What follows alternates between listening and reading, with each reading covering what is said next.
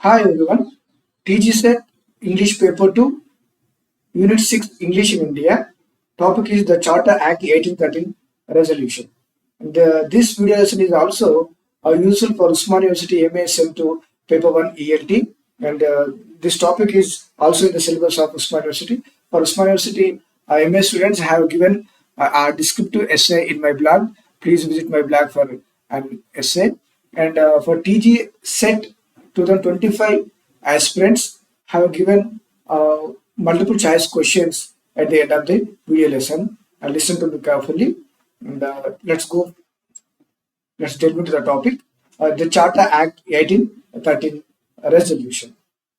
So historical background. So the Charter Act, it was passed by the British Parliament in 1813. It marked a turning point in India's education history. So let's see historical background.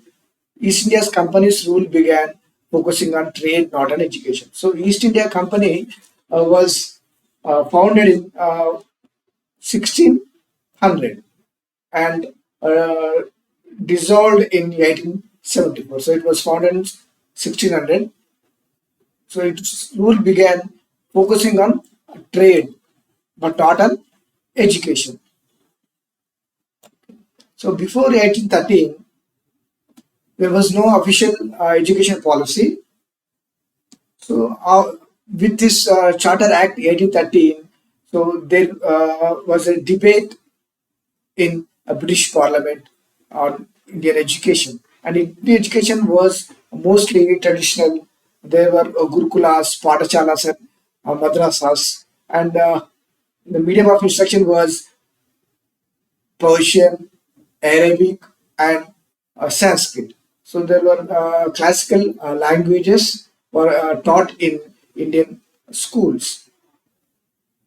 So the Charter Act renewal, it was a renewal in 1813. So this led to debate in British Parliament. So this renewal, the charter issued to the British East India Company and continued the company's rule in India. So this renewal continued British East India Company's rule in India. So let's see what are the key provisions of this act. So it renewed the East India Company's charter for 20 years, and also it recognized the company's duty to promote education in India. So by early 19th century, a debate arose in Britain about the moral and intellectual responsibility of the East India Company. And so this charter allocated 1 lakh annually for education. This is very important point. Remember this.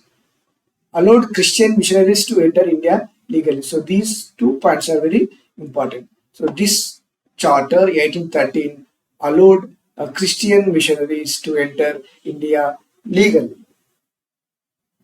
So next, this charter laid the foundation for later education reforms in India, and it's aimed at both indigenous learning and Western education, and it initiated a debate between Orientalists and Anglicists. So who were Orientalists, who are called Orientalists, and who are called Anglicists? So Orientalists are persons who advocated native languages, Indian traditional education system, and Indian classical languages, Persian and Sanskrit.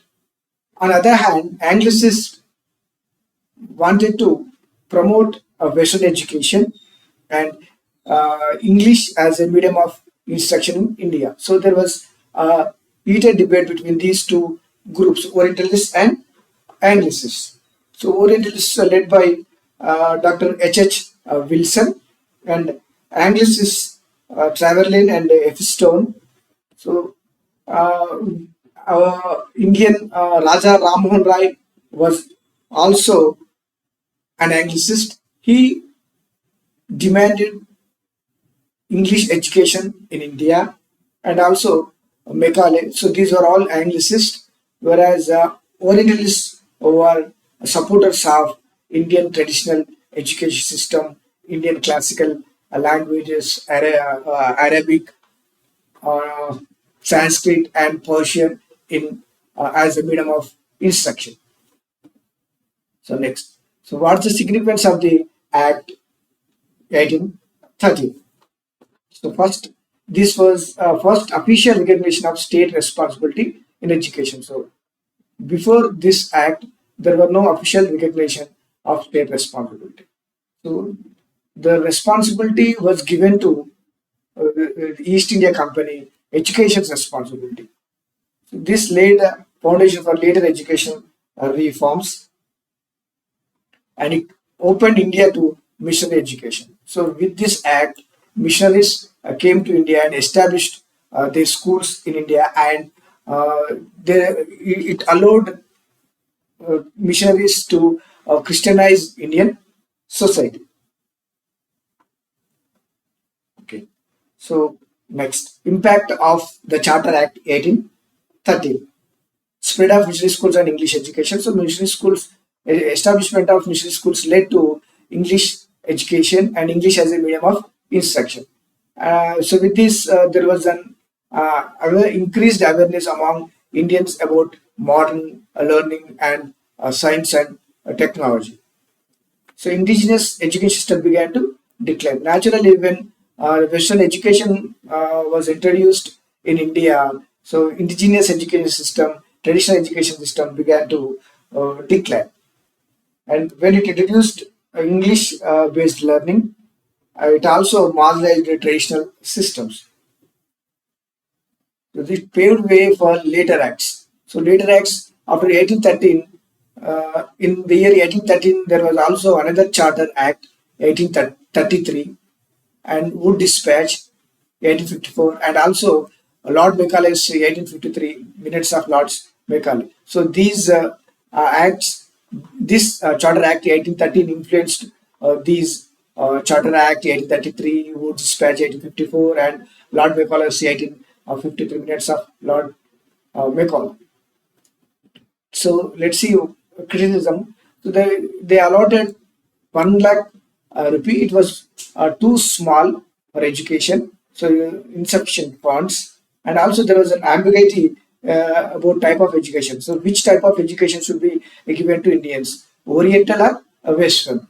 So there was ambiguity during that time.